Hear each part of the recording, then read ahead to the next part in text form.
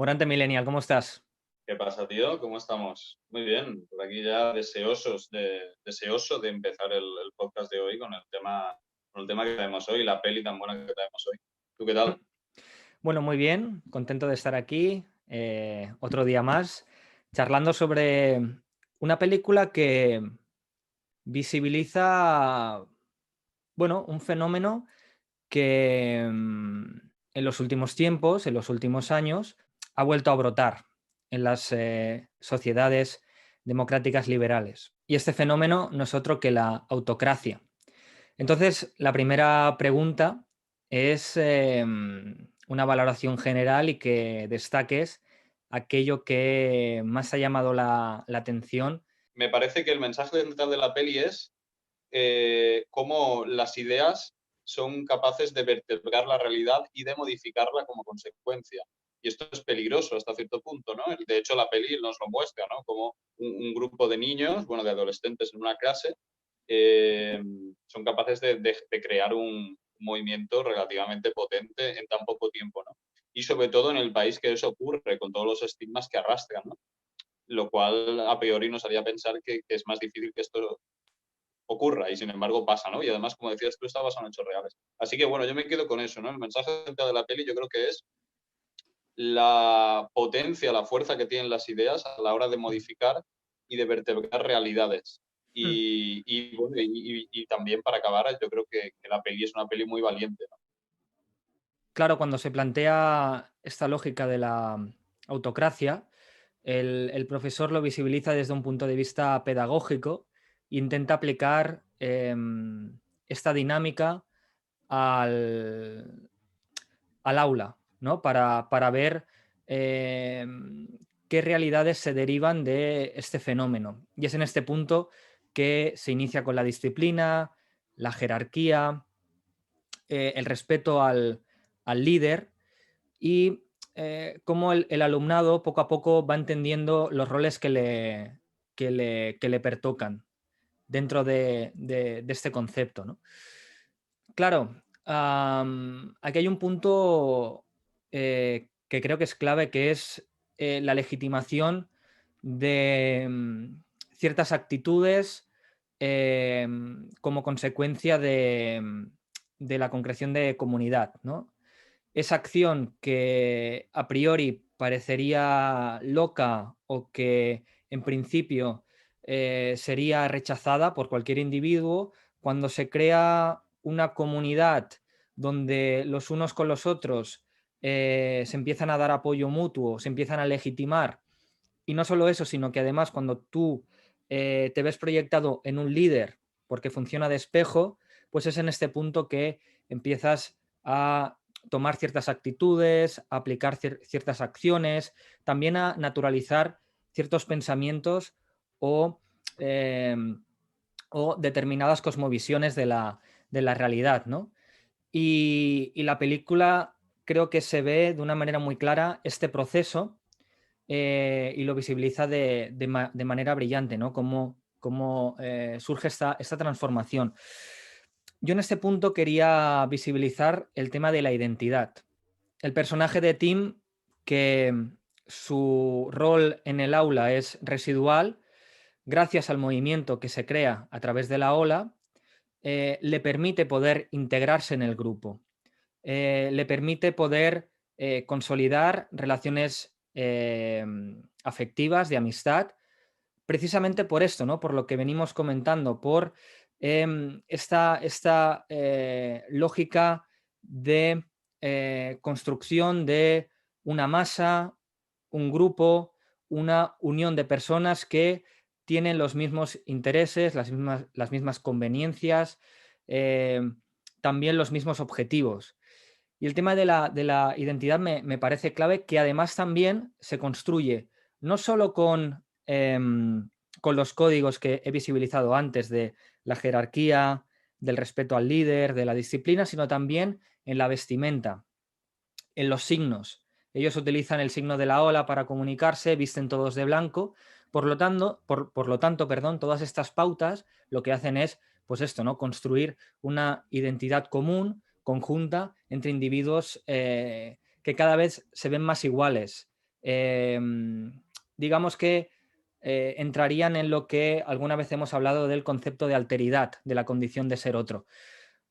No sé cómo ves esta idea de identidad y cómo crees concretamente en el personaje de Tim que es importante la llegada de este movimiento para él poder salir del estadio en el que se encontraba para poder derivar en otro donde él se siente importante, donde él se siente que realmente contribuye a algo y lo que en última instancia le permite es confirmarse, afirmarse, ¿no?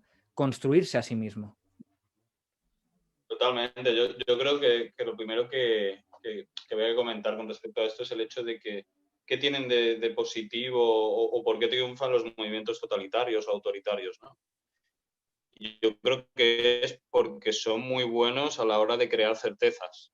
En la actualidad, uno de los problemas que tenemos y que creo yo que es una de las razones fundamentales que origina la emergencia de populismos y del posmodernismo, por decirlo así, de manera abstracta y genérica, es la falta de certezas. Entonces yo creo que lo que busca el personaje de Tim son certezas, no únicamente el de Tim, pero creo que es el paradigma, ¿no?, de ella, de la peli. Y es verdad, ¿no? El movimiento de la ola es algo que para él se convierte en su familia, porque dota de sentido no solo su pertenencia a este movimiento, sino su vida. Por eso digo que es el paradigma, porque él tenía una situación, sufría bullying, en su familia no le hacen ni puto caso, y bueno, me parece que por eso es el paradigma. Y es verdad, ¿no? Yo creo que la peli es valiente, como he dicho antes, entre otras cosas por esto, porque muestra las partes buenas de estos movimientos que a grandes rasgos digamos en general son eminentemente negativas y malvadas, ¿no?, por decirlo así, pero tienen ciertos elementos positivos porque si no, no existirían, ¿no?, para la sociedad. Entre ellos, como digo, la creación de una comunidad, el hecho de conferir a los que participan en este movimiento de una proyección mayor, de mayor potencialidad, de sentirse formar parte de algo, de sentir que son parte de una comunidad. Y claro, eso en el contexto en el que vivimos actualmente, la peli es del 2008, que es hace nada, es algo que se echa mucho en falta. Por eso yo creo que están reapareciendo este tipo de movimientos.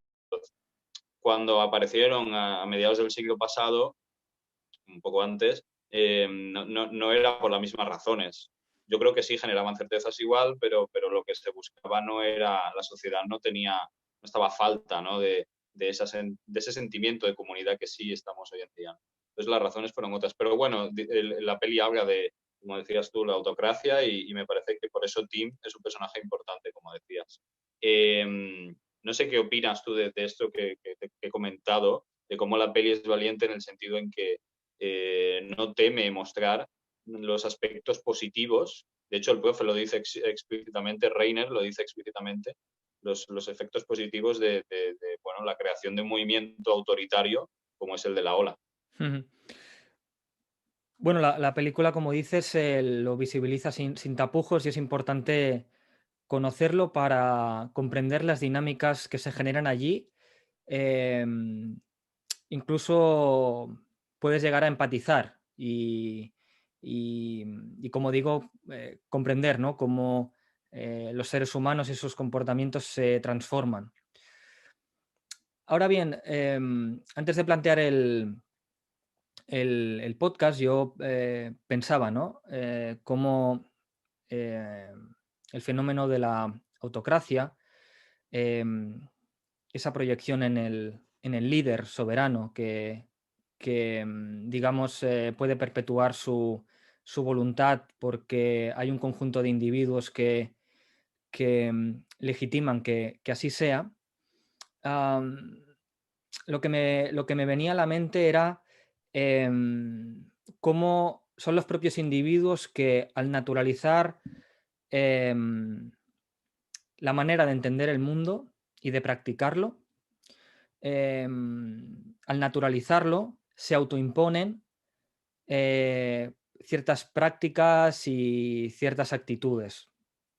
Y eso es lo realmente perverso. Es decir, lo que quiero visibilizar es que em, la autocracia construida desde una lógica de poder inteligente o soft power puede derivar en situaciones perniciosas o perversas donde los propios individuos se autoimponen por sí mismos, se autocensuran, se autoflagelan desde sí mismos, ¿no? Y es en este punto y es en esta tesitura donde este tipo de fenómenos puede perpetuarse en el tiempo, porque no genera resistencia, no genera oposición. Por lo Sí, tanto, el hecho de ver la película y entender sus dinámicas, y como reitero, el hecho de comprender esto, también nos abre una puerta a poder ver que esta idea de la interiorización, de la naturalización de ciertas cosmovisiones, pues también puede suceder y por eso se perpetúan pues ciertos regímenes o ciertos contextos y demás. Y además también para acabar, aunque lo que digo es bastante abstracto, esto puede extrapolarse en muchas cosas que actualmente nosotros hoy en día realizamos porque están asentadas de manera axiomática y no discutimos. No digo que sean cosas negligentes, ni mucho menos, pero que esta premisa esbozada de la autocensura o autoflagelación o autoexigencia de sí para sí mismo, para uno mismo, muchas veces también se expresa en muchas de las dimensiones que actualmente vivimos. Dicho total. esto, em, quería abordar el tema del cómo, que la película al inicio se- se esboza, ¿no? ¿Cómo es posible que pasemos de un espacio a otro o de un contexto a otro, ¿no? Y, y en este punto quería visibilizar a Gramsci a través de Jorge Moruno. Y lo que nos viene a decir Gramsci es que los tiempos de crisis sociopolítica y económica, de crisis orgánica, son tiempos de crisis de autoridad, esto es, de la pérdida de capacidad por parte de la clase dominante para generar consenso entre los dominados y, por lo tanto, de cierto desgarro en las lealtades que mantenían con las ideologías tradicionales en las que antes se creía. Entonces, bajo esta lógica de la falta de autoridad, deriva, ¿no?, en el crecimiento de fenómenos como la incerteza, la inseguridad, el riesgo, y es en este punto que pueden aparecer ciertos movimientos o propuestas políticas que lo que ofrezcan sean, como bien comentabas tú, certezas capaces de interpelar a un electorado o a una ciudadanía que ya no se siente representada por los gobernantes o por los actores políticos. Totalmente, sí, claro. Yo, bueno, con lo que diga Gramsci, ¿cómo no voy a estar de acuerdo? Claro. Y la peli me parece un muy buen ejemplo en el hecho de que inicialmente veíamos a muchos de los alumnos relativamente en contra, sobre todo en el momento en el que la cosa se empezó a poner más seria, ¿no? Inicialmente era un juego y los chavales pues decían, bueno, es una puta optativa, tenemos que aprobar esta mierda. Pero luego ya les empezó a interesar a una parte, otros estaban un poco en contra, y luego me gustaría hablar del personaje de Caro, o de, sí, Caro, exacto, porque me parece interesante al respecto.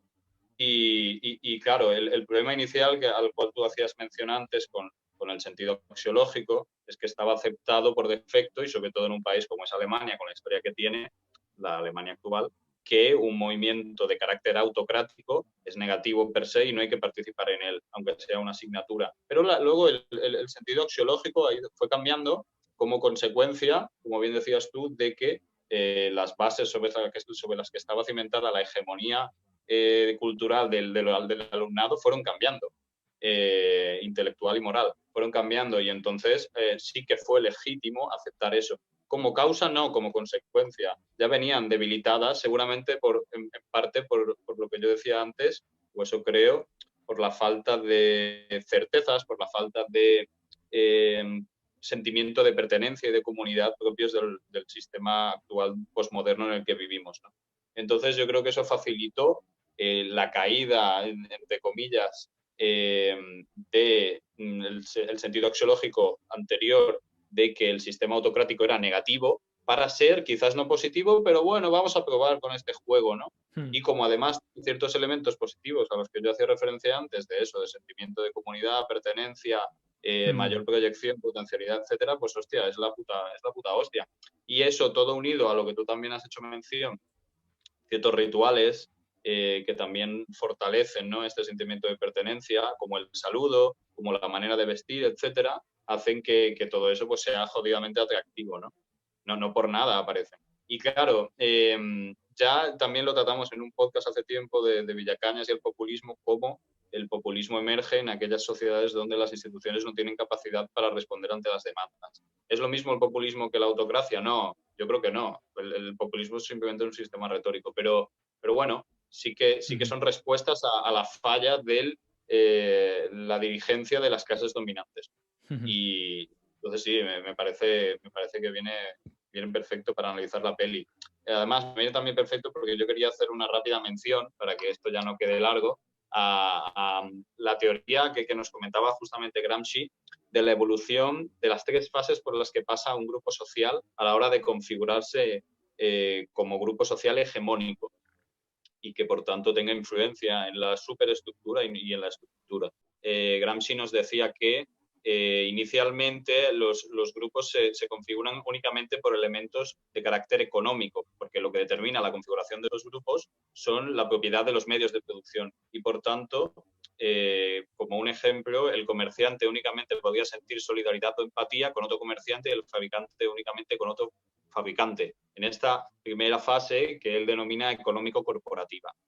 En la segunda fase, que podríamos llamar de solidaridad social, Gramsci nos comenta que se conquista la conciencia de solidaridad de intereses de todos los miembros del grupo social y del grupo profesional, por lo que he dicho de la propiedad de los medios de producción, en el terreno económico. Y la diferencia es que se reivindica participar en la legislación y en la administración para conseguir mejoras e igualdad con la clase dominante. Es decir, se generan una serie de redes de conexión, de comunidad, que pueden devenir en la creación de sindicatos, de organizaciones que en última instancia defiendan los intereses de un grupo ya configurado de cierta manera.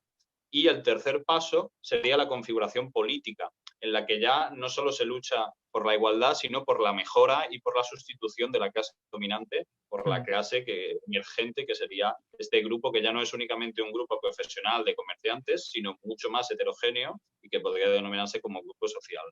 ¿Y por qué digo todo esto? Porque yo creo que en la película se ve de cierta manera, no de manera explícita cada una de las fases, pero sí el crecimiento y la legitimación y digamos, la imposición de un sentido común propio de la ola y que deviene en hegemonía por parte de la ola, del movimiento, inicialmente, ¿no? Y por esto, ya con esto acabo, vemos como referencia, o yo veo como referencia al personaje de Caro, que inicialmente estaba contenta con el movimiento de la ola, es guay y tal, pero luego, yo creo que por razones egoístas, porque me parece una egocéntrica de mierda, pero el caso es que se sale del grupo y empieza a hacer, pues digamos, de oposición, ¿no? Hace Sí. panfletos, la tía se mueve y tal, junto con la hippie. Y bueno, y al final ella pues deviene, digamos, en la oposición y la otra referencia contraria a lo que es el movimiento de la ola, como excusa de que es un movimiento autocrático, pero yo creo, como digo, que lo hace por puras razones egocéntricas, porque ella no era el centro de atención y eso le dolía. ¿Por qué me parece esto guay? Porque la peli no tiene ningún tipo de problema a la hora de mostrarnos a Carol no como un personaje perfecto, heroico, sino simplemente, mira, es una puta egoísta, pero oye, de paso está en contra de la autocracia.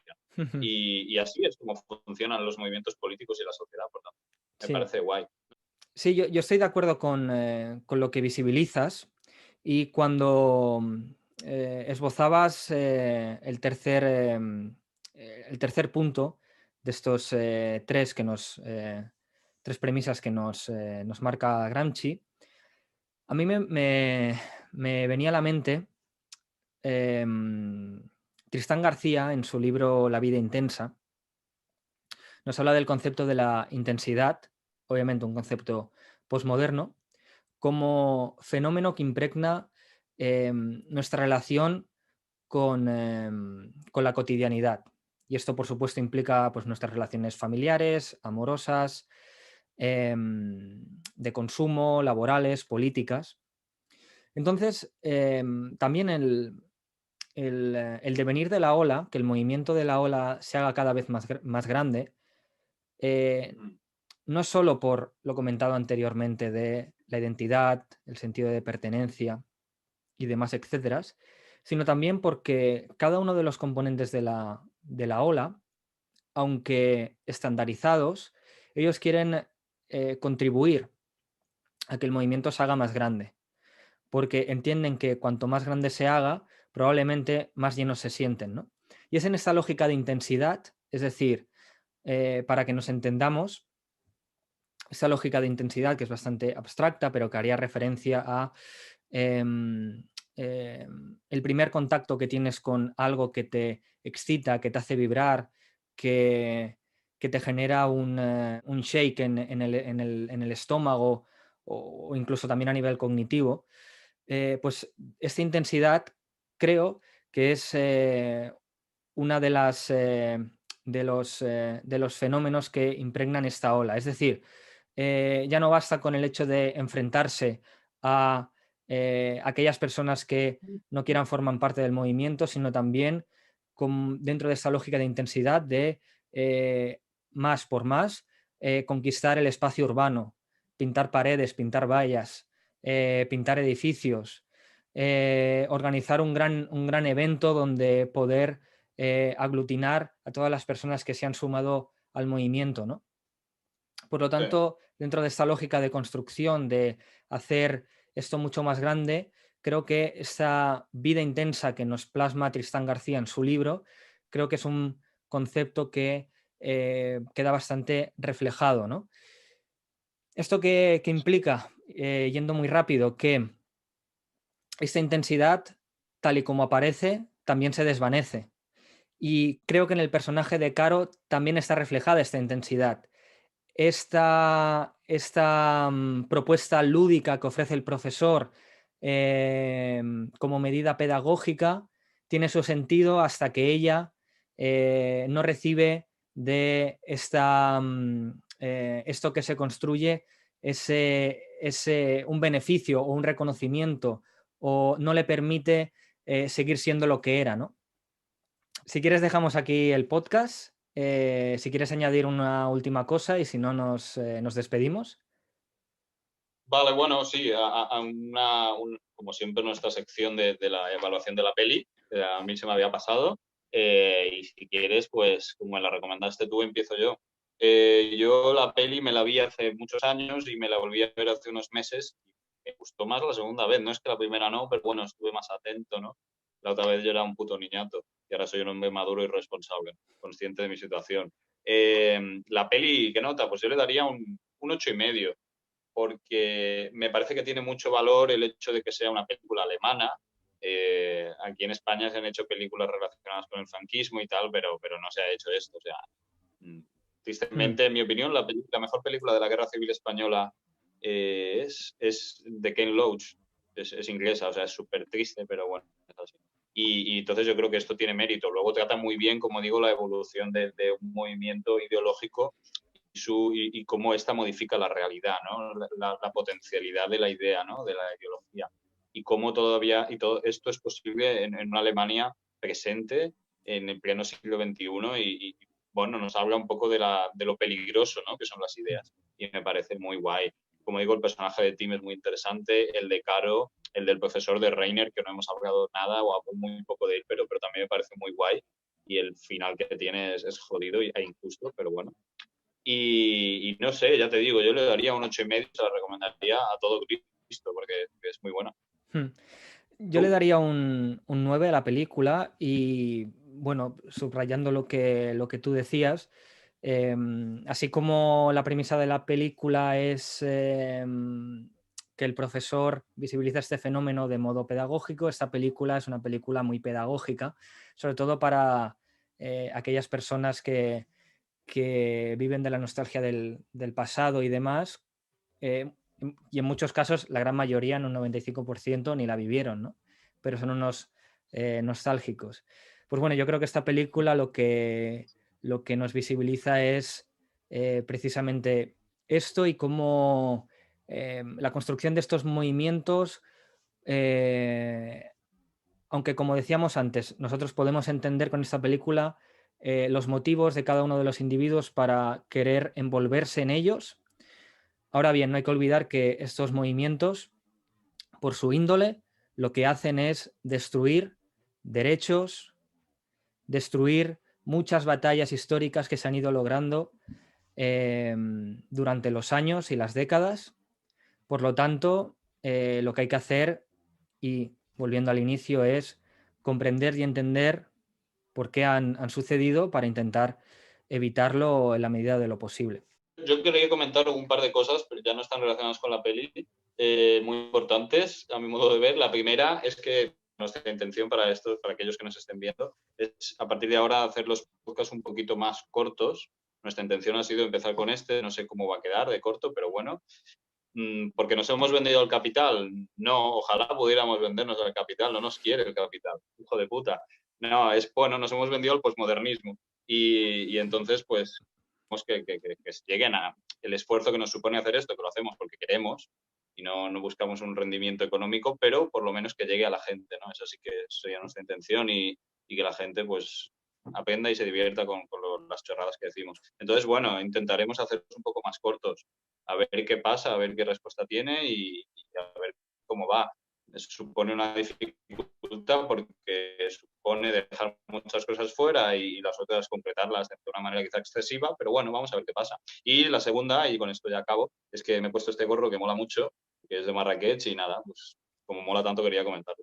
Y nada más, por mi parte ya lo estoy aquí. Sí, aquellas personas que quieran seguirnos lo podrán hacer en Instagram, que estamos muy activos. También podrán hacerlo en nuestra cuenta de People y Twitter. Aquellas personas que quieran contactarnos lo pueden hacer en esas redes sociales o en nuestros LinkedIn personales. Aquellas personas que quieran leernos lo podrán hacer en nuestros blogs personales. Toda esta información está en la cajita de descripción.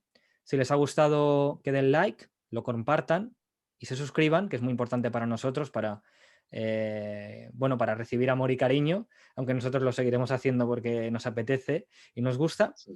Y nada, sin más, nos vemos en el próximo podcast. Que vaya muy bien. Que vagi molt bé.